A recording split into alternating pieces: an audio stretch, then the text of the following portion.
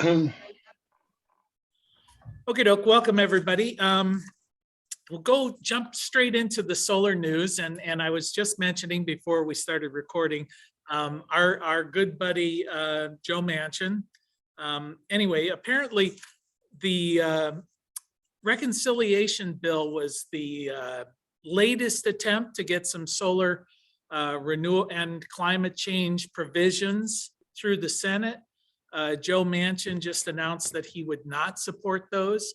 So the big news that's out there is Joe Manchin has killed renewables and the climate once again, which I'm getting a little annoyed at this because, of course, they never mention that 50 Republicans are also voting against it, but then they never mention actually what's in these provisions that apparently he is destroying the planet with. So this time I spent a lot of time trying to figure out what the heck was in this bill that supposedly Joe Manchin is evil for killing, and I couldn't really find it. It's very vague, and the one thing that I did see, and his argument against voting for this, is they were going to then pay cash payments from the federal government for renewable energy investment tax credits to certain corporations rather than take it as a tax deduction. Now, his argument was, if you're out there and you're not making any money so that the tax credit is not of value to you, why should the federal government then subsidize your corporation with direct payments? If this is not a profit-making enterprise, why is the government in the business of sustaining unprofitable business activities? You know, seems a fair point to me, although, and his other argument was, we're in hyperinflationary times. Should the federal government be putting forward large spending programs? Which once again, seems a fair argument. He might be wrong. I don't know. You know, the counter argument is, listen, these are programs that help grow an industry. And this is the kind of thing that we do to encourage industries, not only in renewables, but in other industries. And both people perhaps make fair points, both sides make poor points. I think the thing that really bugs me is how tribal the politics have gotten, to where you've got 100% of the Democrats minus Joe Manchin saying this is a good idea, and 100% of the Republicans saying it's a bad idea, when to my way of thinking, it's part good, part bad. There should be people on both sides of the aisle coming down on different sides of the argument. So that's kind of what annoys me on that. So, yeah, Don? Yeah, I understand. But one thing I might say, two things I might say. One is, so I understand you're in favor of subsidies for oil companies. So that since they're a good industry that we need right now, right? You're saying that we should subsidize oil companies because we need the oil? Well, you're saying that, you know, on the one hand, we should be subsidizing the solar, and I'm being facetious, obviously, but yeah. But if you're saying it's okay to subsidize one, why not another? If we're going to start playing games. But the second piece is I agree with what you're saying about the solar stuff. Just so you know, this is part of a much bigger tax issue. The reconciliation is being pushed for bigger tax issues, and I understand why Joe Manchin has picked these couple. He's tribal, I think, more because of the broader tax issues than the to be honest. Yep. It's a piece of it. Yeah, and in this particular case, I think there's a lot to criticize Joe Manchin for. I don't think that this is one of those things, you know, and I know I think reasonable people can differ on this subject, and I just don't know why it's gotten all Republicans on one side, all Democrats on the other. I think it should be more of a mixed bag. You know, so, and I tend to agree with you, Don, that if we're going to, it would be better if we didn't subsidize any of them and let the marketplace sort it out. But I don't think that's a reality, because we have these things called lobbyists. And so I think we need to be better at lobbying than the other guys. So, I, yep. I will say that we have as many Trump libertarians. It's surprising how many people I go to size a system for or explain our systems, and how many of them have MAGA hats hanging in their shops. I mean, it's a surprising number of the people that I deal with who are dedicated Trumpers. Yeah. I think It's, I don't really want to turn it into a political discussion here, other than to say, I think reasonable people can hold differing views on this stuff. And I would just love for these arguments to be couched in that term rather I than, agree with you. yeah. And, but we're living in a world where that doesn't happen. Speaking, except on this call, and everybody here is reasonable, and everybody, and you're only reasonable because you agree with what I say. So if you didn't, you'd be unreasonable. Okay, so Illinois has set a 40% goal by 2030 for renewables. Currently, the great state of Illinois is at 8%. So 8% of their electricity comes from renewables at the moment. They're looking towards 40%, and they're looking to expand the program for low income specifically. And it looks like the program, and I didn't find real good specific details, but it said they're going to front some of the upfront costs for low income and nonprofit organizations. So my reading of How broad is their, yeah. how broad is their definition of renewable? It didn't say, I don't think I don't think it included cogen. This was for distributed primarily because it was for homeowners and businesses, and not many are going to put coal power plants or, maybe geothermal would be in there, but I don't know. Jay, Yeah. we just drove through Illinois last week, Interstate 39 and 74. Wind turbines all over the place. They appeared to be the new 4 megawatt, huge ones. Uh-huh. The blades had a slightly different shape, more of a curved bending shape than some of the older turbines.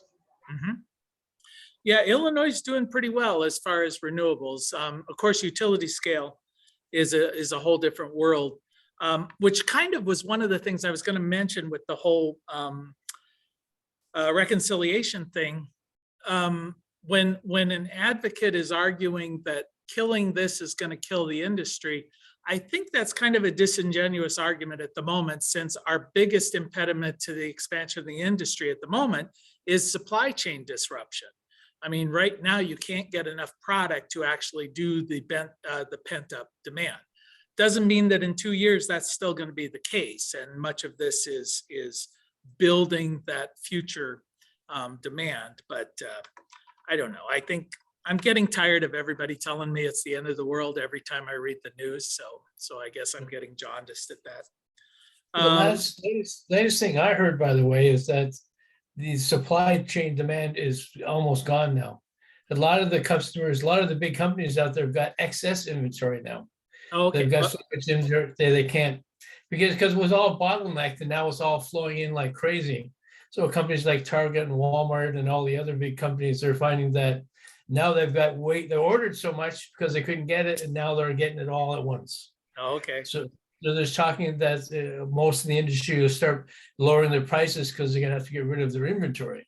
Well, that's good. That's good news. And I think the hiatus on the perhaps the tariff penalties for the 4 Southeastern Asian countries has freed up at least the panels, where they had the potential of tariff penalties on panels from Thailand, Vietnam, Cambodia, and what was the other one? Anyway, 4 countries. Malaysia. Malaysia. So tell me, how can lowering prices cause companies to gouge their profits very high?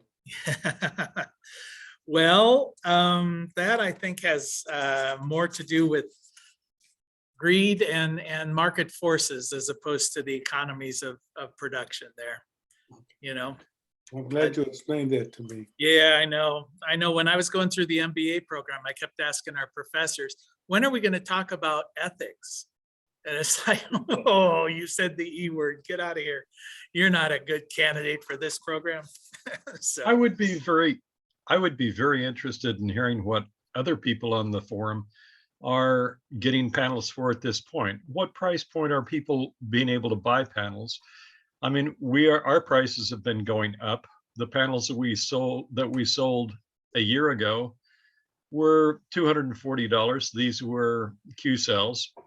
And the same panels right now are going for about 306. And I'm wondering if that's consistent with the rest of you guys and what you're finding in terms of what the cost of your panels are. what is your, when you say the cost of those panels, what is that per watt? Is that, and is It's that a- retail or wholesale? Wholesale. Our cost in this last purchase was about almost 65 cents, which was pretty exorbitant. That's what we were buying panels for 5 years ago, 6 years ago, 7 years ago. Is that just the panels or is that including the inverters? Or- No, that's just the panels. They're 395 watt to 400 watt Q cells. Well, Mhm. Chicago here, wholesale panel prices have been going up within the last 2 years, at least 30%. And it's every quarter. So quotes that I do are only good sometimes for a month, sometimes for 3 months. I don't know when I make the quotes, and if they take it after that, I have to eat it. We're in the same position. Yeah. Yeah.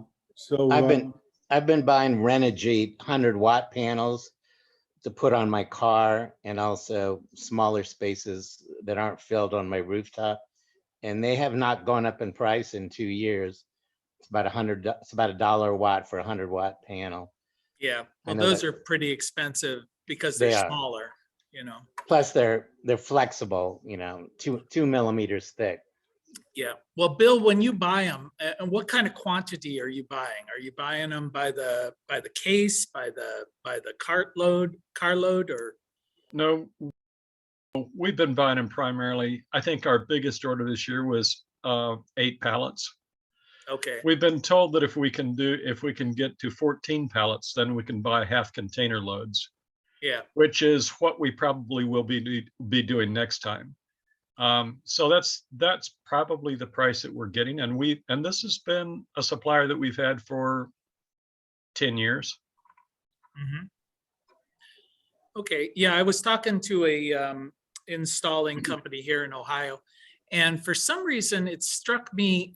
He was saying that their supply is really freed up after Biden put that 2-year amnesty on tariffs from those countries. But see, they buy them by the container load.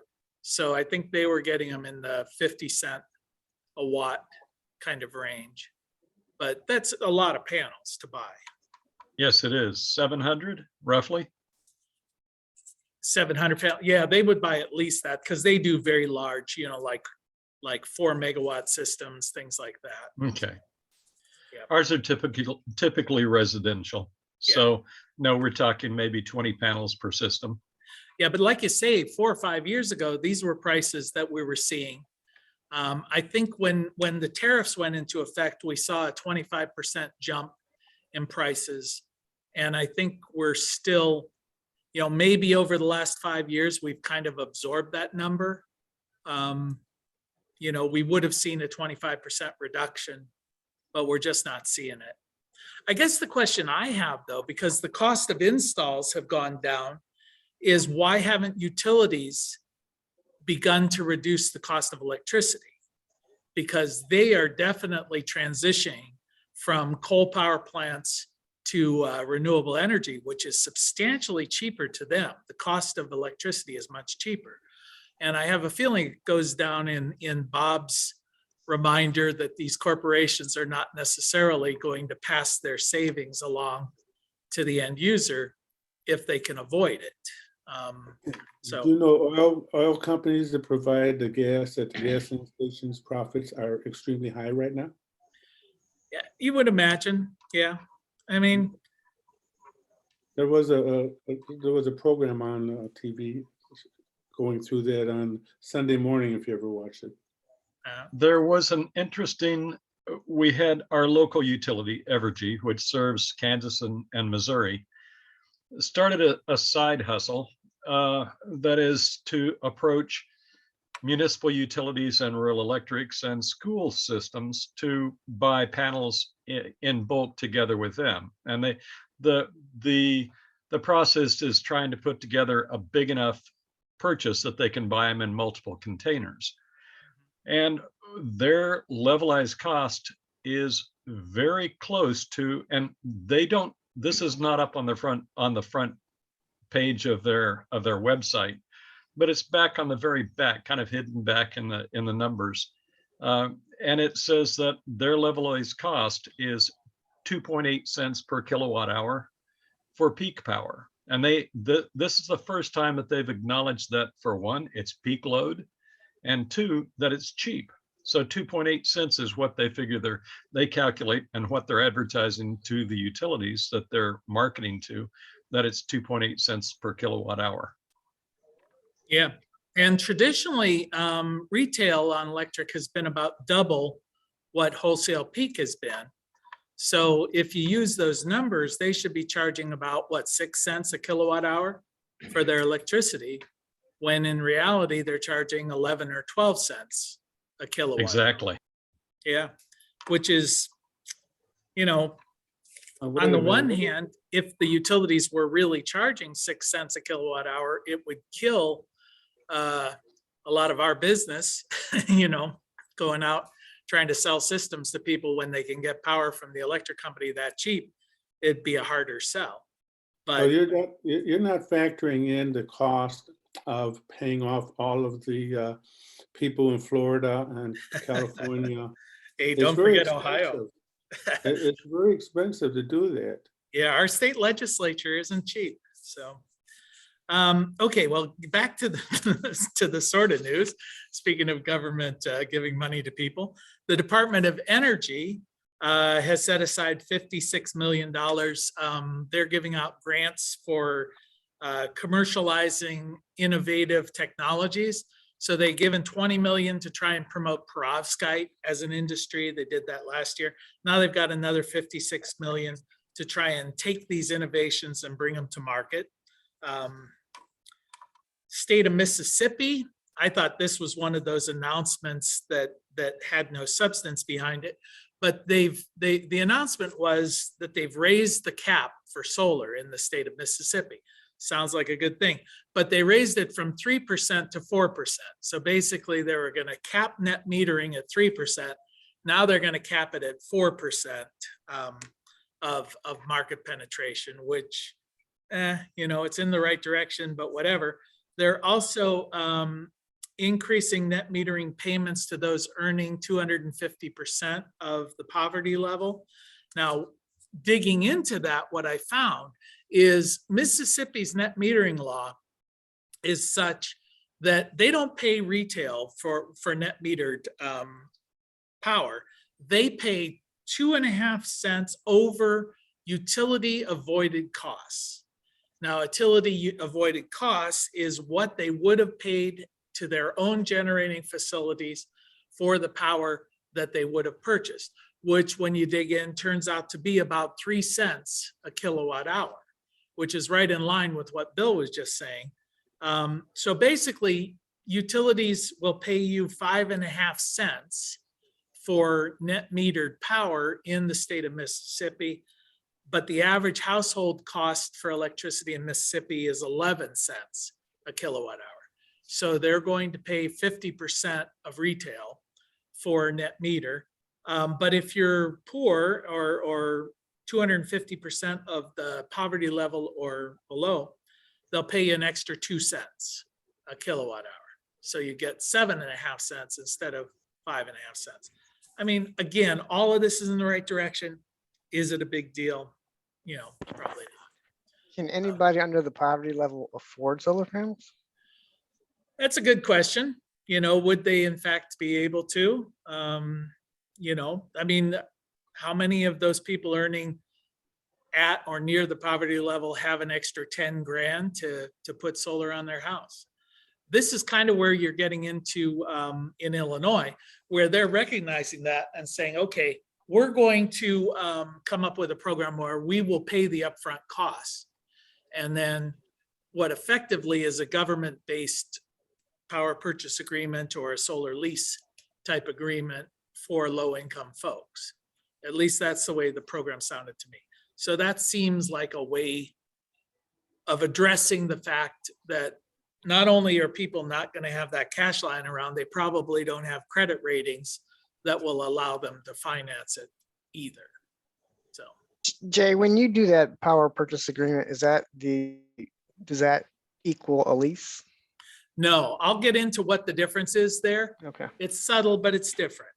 Okay. Because I was going to touch on that one in the topic for discussion. So I'll skip over that, but I won't forget you. Then the last item in the news, there were a number of new products. And the reason I put these in was it was interesting because for years now, when we talked about new products, we've talked about innovation in panels, innovation in inverters, things like that. But the industry is starting to get more mature, where a lot of these innovations are subtle.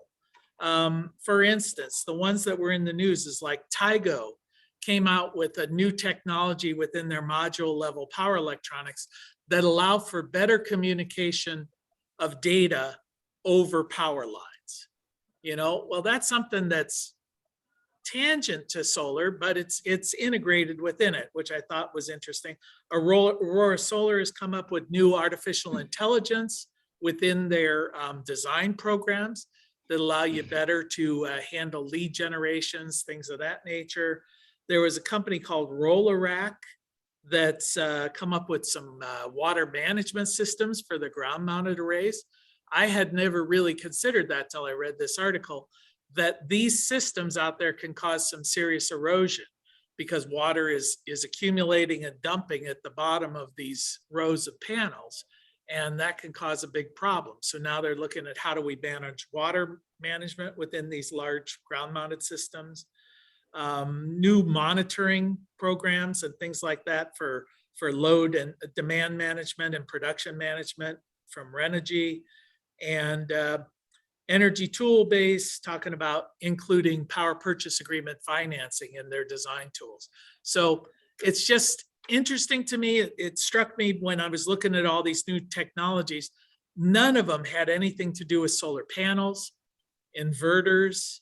It's all these auxiliary industries that are creeping up around the solar industry, that are becoming more and more important in our jobs. So I just thought it was worthy of noting. Okay, anybody have any questions or comments on the news this week?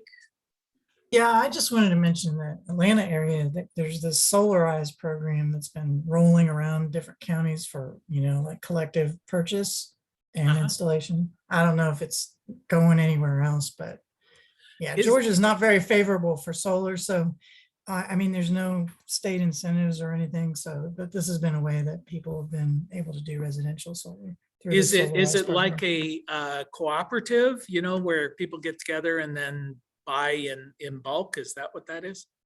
Yeah. And I'm probably not the best person to speak to all the details of it. And I did look at it, and it was still out of my price range, unfortunately. But it was, there's like an installer in the group that, does all the installation and purchasing of the equipment. And then, but everybody, the price goes down, the more people they get to participate, and they do a group purchase kind of deal.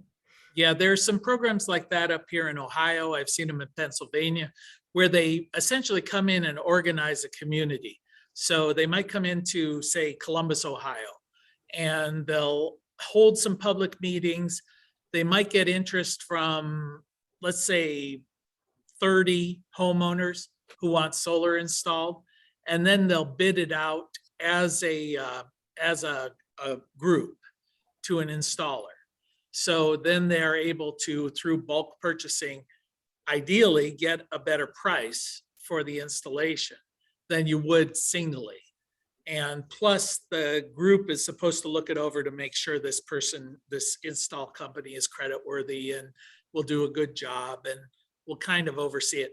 Now, in exchange for that, they take a small fee for each installation. I think it's $500 for every installation that goes through, and it's a nonprofit, and that's how they fund themselves. So, I think there are those kind of things popping up. Okay, I'm building a range extender battery pack for my Prius Prime hybrid, plug-in hybrid. Let me show you what it looks like here. Switch the camera around. You got the Prius in your living room? No, but I got the parts that are going to be on the Prius or in the Prius. So this is a 48-volt battery pack. There we go. It's in two halves because each half goes under the front seat, the passenger seat, and the driver's seat of the car. Here's a 240-volt, 3,500-watt inverter, sine wave inverter. And here's the solar, the Renogy's. Hold on. Yeah. Do it. Renogy solar panels, that flexible ones I'm putting on the roof and on the front hood. And then here's the cutesy thing that you were just talking about, Renogy. This is a buck boost converter, MPPT converter that converts 12-volt solar panel system to 48 volts to charge my 48-volt battery system. And it'll take a 35 amp input of 12-volt panels. So I want to wire my 300-watt panels in parallel. I'm going to go back to me here. I want to in parallel so there's no shading, differential shading problems. So I'm excited about that. Of course, I gotta epoxy these to the rooftop. So I'm going to wait maybe till my warranty runs out in 6 months on the Prius. Probably a good idea. I suspect that would have a problem on your warranty. So. Although I think I would do that on a Volkswagen bus, but maybe not on a Prius Prime. I mean, that might be inexpensive unless you got yourself a junker. But right. That looks pretty cool because I want to do something similar to that in a golf cart. Just to have a mobile solar generator, just for fun to use on the farm. And I'd also wanted to look at seeing, can I then disconnect from the grid and convince my microinverters the grid is still functioning. So, in case the power goes out for an extended period, I can basically create a poor man's AC coupled system. So that was one of those little play around things that I was going to do or am going to do at some point. Hey, one quick question to the group. Does anyone use REC 60 cell solar panels that are the Alpha series, REC Alpha series? They are N-type silicon junction. We used REC panels and I've used REC panels off and on for 10 years. Well, probably even back before then, probably 12 years. They're very high quality panels. And I really like the fact that they're only made in one factory in Singapore. Right. And so there's quality control there that you don't have in some other manufacturers. We've had trouble trying to find them recently. I know. Our previous supplier could supply us ones that were not a good match to our inverters. Yeah, but I'm having a problem with, I got 6 of them from Alt-E in Massachusetts, and the conductor wires, they're very thin because it's a half cut cells, not too much current in each wire. These conductor wires are expanding out in kind of a crystalline puddle, like they're melting. Have you seen this? I mean, it really looks bad, but the output seems to be normal, seems to be okay. These are in the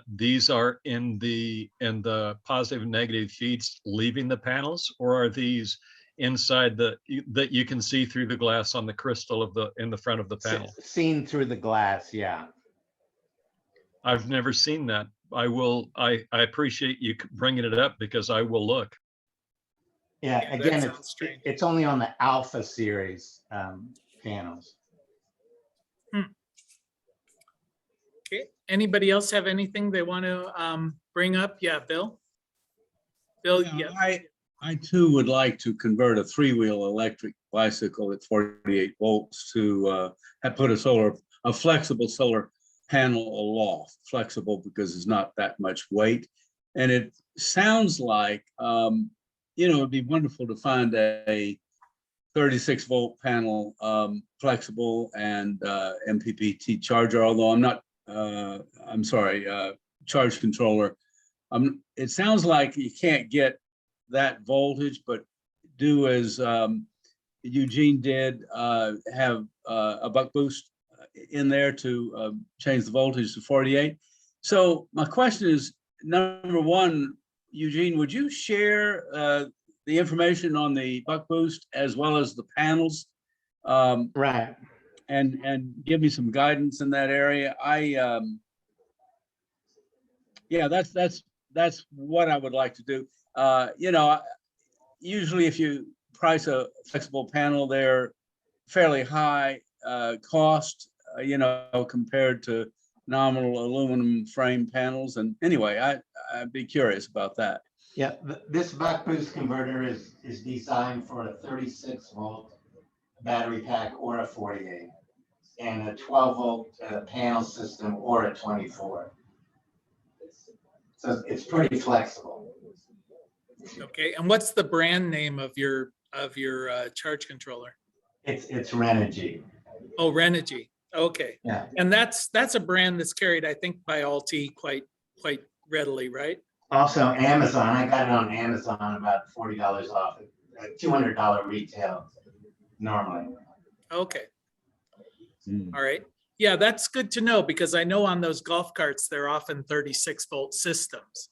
And that gives a lot more flexibility because you're not going to find nominal 18 volt solar panels out there typically. You can find 12 volt and you can find 24 volt, but I haven't seen 18 volts floating around. I guess that brings up the other issue. Has anybody tried, for instance, let's say you're going to charge a 18 volt system and just hook up two 24 volt panels, oversizing your panels for your batteries. What are you going to find? Because when you're matching the nominal voltage, it's a range and it assumes STC conditions, but that again is a rare event. Is there something are you gonna fry out all your battery wires? Or, I mean, what's gonna be the result if I put, for instance, an 18 volt panel on a 12 volt battery? I mean. Without a charge controller, you mean? Yeah, without, well, if I had a regular 12 volt charge controller, is the charge controller just gonna shut off if it exceeds its tolerance? Well, most lower voltage charge controllers are 12 or 14. 12 or 24 volt systems. Yeah. So it could be anywhere in between, I would think. But for instance, a 12 volt panel, a nominal 12 volt panel is going to generate up to 18 volts. Of course. Yeah. So it's not 12 volts. So the charge controller is going to accept a range. Yeah. And still be considered a 12 volt charge controller. So what is that range and what happens when you exceed it, I guess is my question. Because most of the time your panel is going to generate less than what it's rated for because there's often clouds. But what happens when it doesn't? Well, I've never seen just a 12 volt charge controller. They're usually 12 or 20 and or 24 nominal. But you can get the little cheapies. The cheapies are certainly just 12 volts. My guess is you burn it out or it would shut down. Or you actually, when you over voltage DC, it's usually diodes or something and they will burn out. Well, You'd want to fuse it. Yeah. Well, that would be for amperage though, primarily, right? Would the fuse only deal with the amps, or do they have voltage fuses? Oh, no, you're No, I correct. don't think so. No, you're correct. Jay, you're right. Yeah. Most of the inexpensive 12 volt, like he said, 12 and 24 volt charge controllers are MPPT. So like my Renogy goes up to 100 volts, it's charging my 12 volt battery. And so I can series together panels up to 100 volts before it's going to overload. And then at that point, if it goes over voltage, it just shuts off until the voltage drops back under that 100 threshold. Okay. It So- makes sense for sure. The really cheap charge controllers, the PWMs, like what you're talking about, where it just bounces on and off, I don't know about those. I know that they have to be matched voltage for voltage, but I don't know what happens when they go over voltage. Yeah. Those are, like you said, really cheap. You can get a charge controller for $14 or something off Amazon, and it's just a little 12 volter. We do that in our little solar generators that we use in class.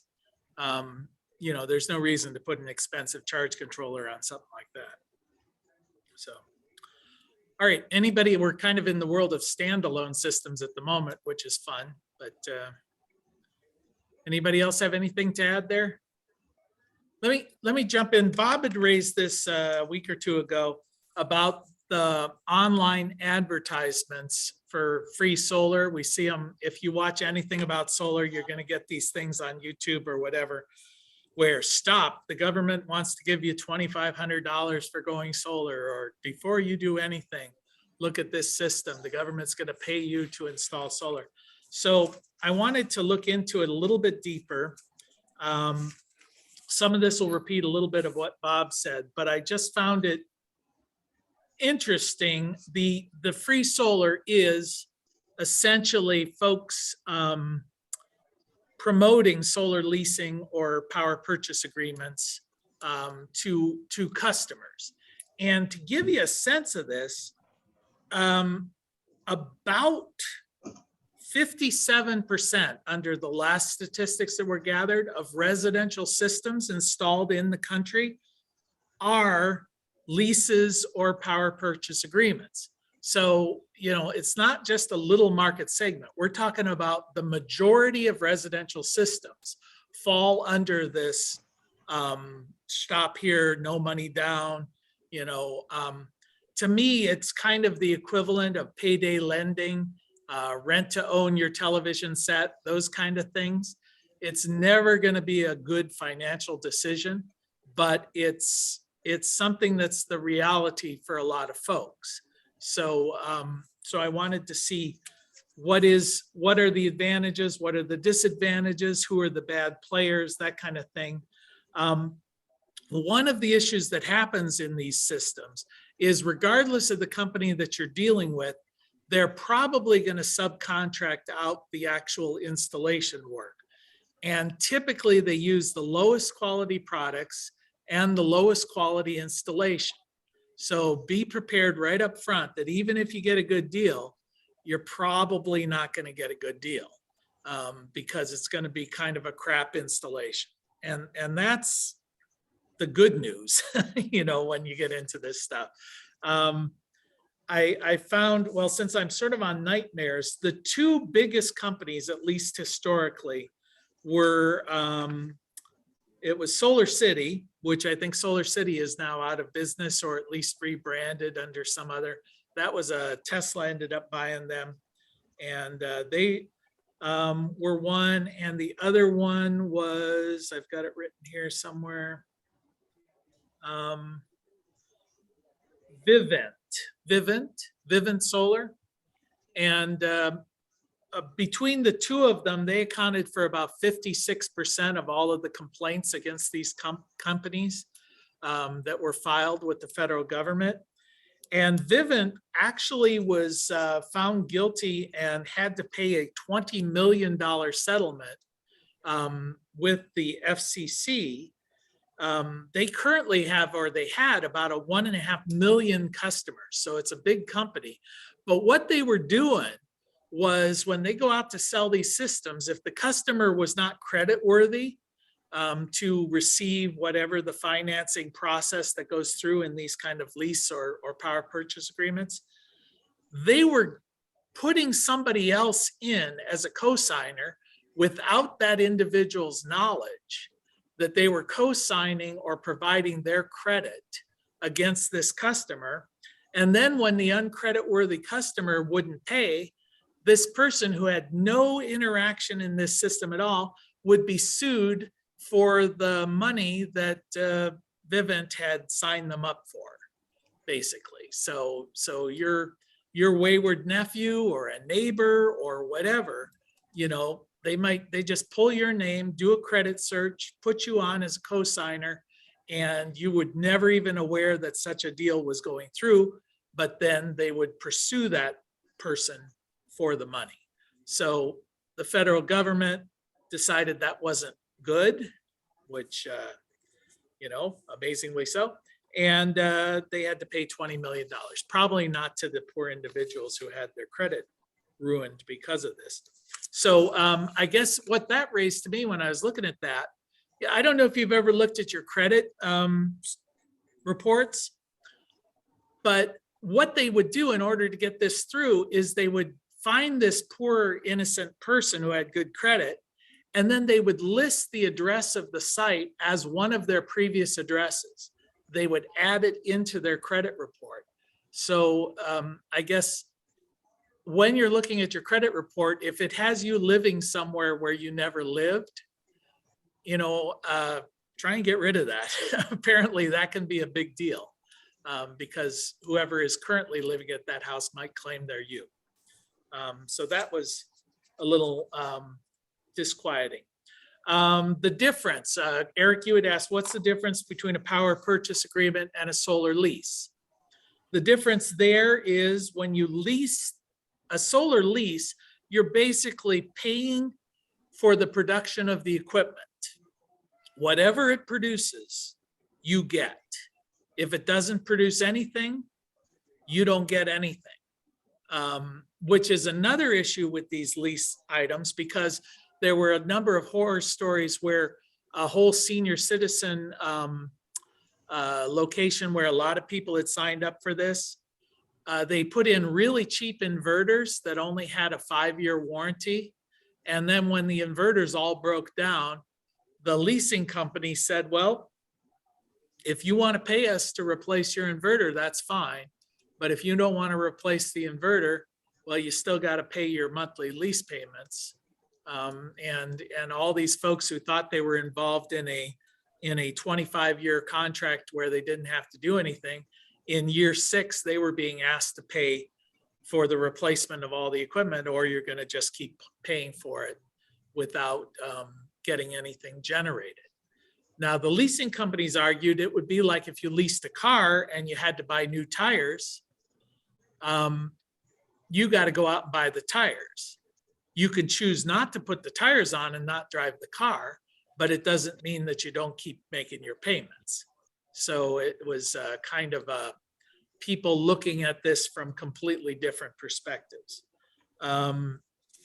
So with a power purchase agreement, you agree to pay a certain fee for the power that's produced. So if it's not producing any power, you're not paying anything. So that's the difference between a power purchase agreement and a lease. In the leasing agreement, you're leasing the equipment. In a power purchase agreement, you're buying the power. So in no way do you own it in either way. Yeah, Bob? Couple of things. First of all, I've been looking into it. The way I've been told, according to the YouTube, many different things, it's the reverse of what you just said.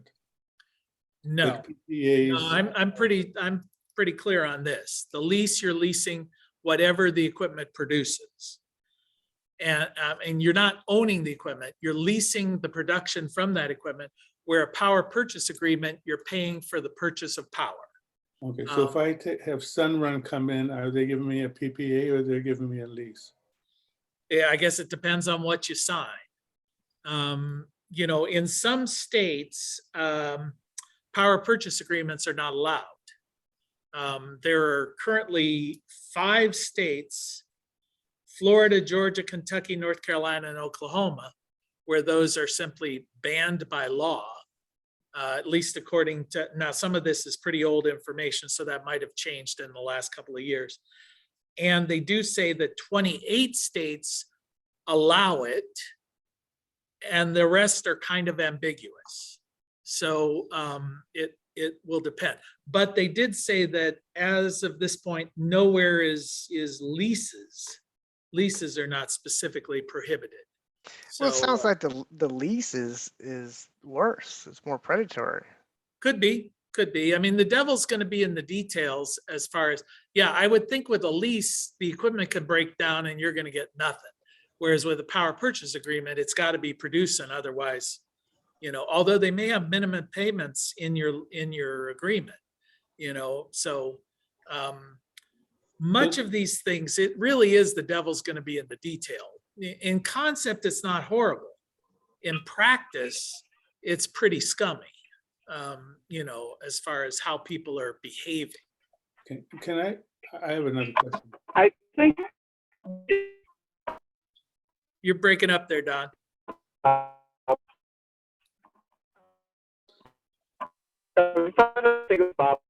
She told on me. I was going to say a lot of the PPA and stuff about is revenue tracks, not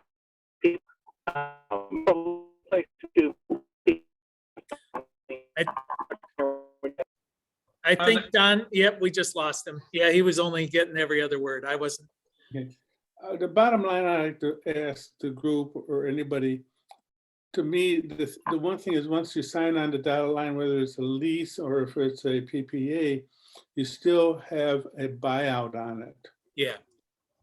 And that buyout, and a lot of these things have a increase of 2.9% per month increase on your payments, no matter what the production is.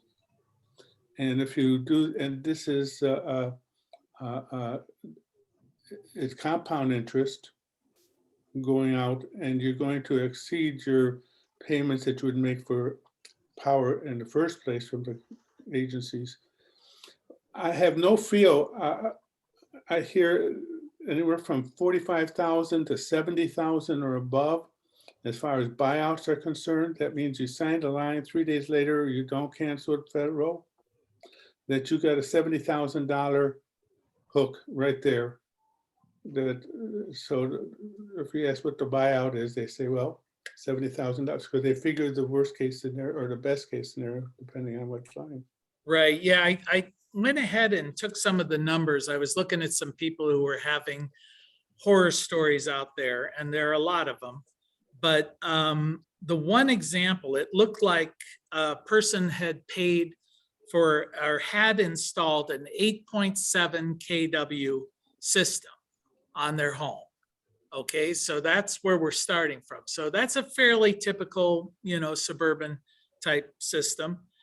If they had paid full retail at about $3 a kilowatt hour, it would have cost them about $26,000. So that would be without any incentives, about 26 grand. Now, one thing about the lease or the power purchase agreement, you do not get the benefit of any of the incentives. So it is the owner of the system. So you don't get the investment tax credit. You don't get accelerated depreciation. You don't get the RECs. You don't get anything. So, you know, right off the bat, you could deduct 26% out of that 26,000. But let's ignore that for the moment. Well, they were saying that the buyout on this was, well, that the payment would end up being about $80,000 over the 25-year period. So when I plugged that into a mortgage calculator, that came out to basically you're financing your array for 25 years at 12%. So that's pretty expensive money for a 25-year payout on that system. Can you say it again, Jay? What was that? You said it would be basically the equivalent of financing your array if you're paying $26,000 for it for 25 years at 12% annual interest rate. Yeah, but they're also telling you that have to minus from that your electric bill. Yeah, you still have to pay a certain amount for your electric. Well, the fixed rates are about $17 a month in Illinois Yeah, on that. But what their come on is no money down. We put up the system and you will pay less than you would pay for your electric bill. which may or may not be true. That's another issue because it's not a guaranteed thing. In fact, there were a lot of stories out there that said that people were actually paying more for electricity after they leased these systems than they were beforehand. So once again, you're getting in, and plus it's basically a lien on your property. So, so if you try and sell, you know, the buyer has to either absorb this debt or you have to buy out the system. So there's a lot of really negative connotations. I guess my takeaway from this is if there's any possibility of avoiding it, you should, because you may get lucky and you may work with someone who's relatively honorable and you may get a system that's installed right and you may find that it's a good deal for you, but I think your odds are infinitesimally small that that will be the case. You know, you're probably dealing with someone who's relatively shady anyway. But I guess I was also going to point out, because I actually went through the paperwork on two of these, you know, on these online ads just to see what would happen. And my impression is these are just simply lead generating machines. All of these online ads, I would be skeptical that they're nothing more than companies that are generating and then selling leads to somebody else. Because they ask a lot of information before they'll even get you into it. They ask for your, let's see, your monthly bill, do you rent, do you own, your name, your email, your phone number, your annual income, your credit score. They want to know that, the type of home, your address, your physical address, who is your power provider, what kind of shading is involved. I mean, by the time you've given them all of this stuff, which I gave them all false information because I didn't want this stuff coming back at me, but I gave them Eric's name and address and phone number. And so you're going to be contacted by them. And I gave it to the Mormon church. So you'll have some missionaries stopping by. I was just feeling in a generous mood. So anyway, and then they come up after you've given them all of that stuff. And it actually had like an appointment calendar. It says, when do you want us to come visit? You know, and you couldn't even get out of the system until you set up a time and date for these people to come to your house. So that's when I bailed on it. But so I hope you're free, Eric, on Tuesday at 10. So I did that before and the guys never showed up. Oh, really? Well, it might just be that it was it might have just been a lead generating, because I know you can buy leads from companies and maybe this is where they get them, you know? So who knows? But I think the bottom line on all of this is it feels bad. And I suspect, since it is now the majority of the market, residential market, it would not surprise me to see a lot of pushback or justification because of these behaviors in state legislatures to restrict residential solar. You know, I could see someone making a sincere argument in a state legislature that the solar industry is predatory, that the solar industry is ripping off senior citizens, you know, the same kind of thing we see with the roofing industry and that kind of stuff. Isn't that ironic though? Because didn't we have like financial watch guard, you know, laws put in place a while back and then they were repealed, you know, the same type of thing, right? Sure. Yeah. Well, I think, yeah, there's a lot of reasons why this shouldn't happen, but I think it happens in a lot of different industries. I think we just need to be prepared. I don't think we have a good answer to it at the moment. We still have payday lenders, and we can't even regulate those. We haven't decided that that's even an industry that is. We've limited their access to our military families, but that's it. And this is the same type of flim flam that we had in the Carter era. Yep. Yeah, it's discouraging because it is very prevalent, and it's bad for all of us. Now, I guess, and Bob has been struggling with this, and he brought it up. When you're out selling, I just felt like it was good to have this kind of information to tell people when they come back and say, well, why do you want this kind of money when I could get it for free? You know, I see these ads all the time, and in fact, they're going to pay me for it. You know, it's always a little bit difficult when you're selling to come back and disparage your competition. That always comes off poorly. But in fact, I was talking to a fellow from Third Sun Solar here in Ohio and asked him that very question. How do you deal with that? And he gets that from Tesla, you know, people saying, I can get this system from Tesla for this amount of money, or I can get it. And his response is always, go for it, do it. And when you're all over, come back to me and we can discuss how happy you are with that system. You know, if you feel comfortable with that, you know, there's no way I can dissuade you, but I don't think you're going to be comfortable.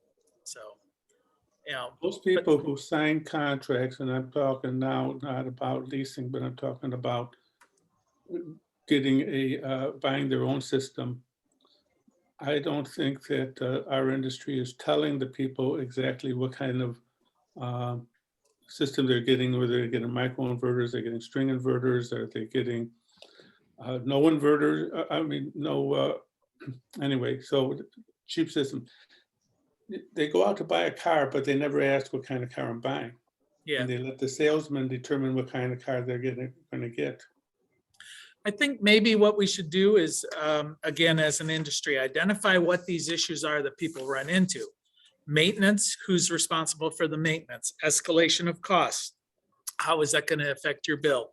And basically have a response for each of these items. As you're selling, pointing out what your benefits are. You know, listen, if something goes wrong, we're here, we're local, and we'll take care of it. You know, these guys, who knows? So it's good to know what the issues are.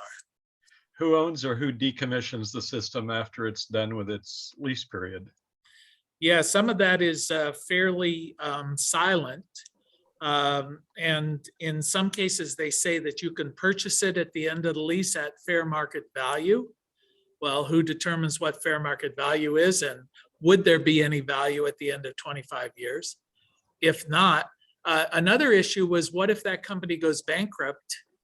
Well, typically the creditors then own the system and can come and pull it off your roof because you don't own it, if they're so inclined. In 30 years, we'll have a handheld power generator that will power the whole house. Yeah. Nuclear, you know, that's what we're going to have. I That got to you'll- run. You'll spit on it and it will convert your saliva into Garbage. I saw that in the power. movie. So, all right. Okay, well, we're coming to the end of our time here, their 30-year lease. So anyway, anybody have a 30-second before we call it? Jay, it's Bruce. I would be interested in building my own, maybe 3-panel little conversion for the house in case the power goes out.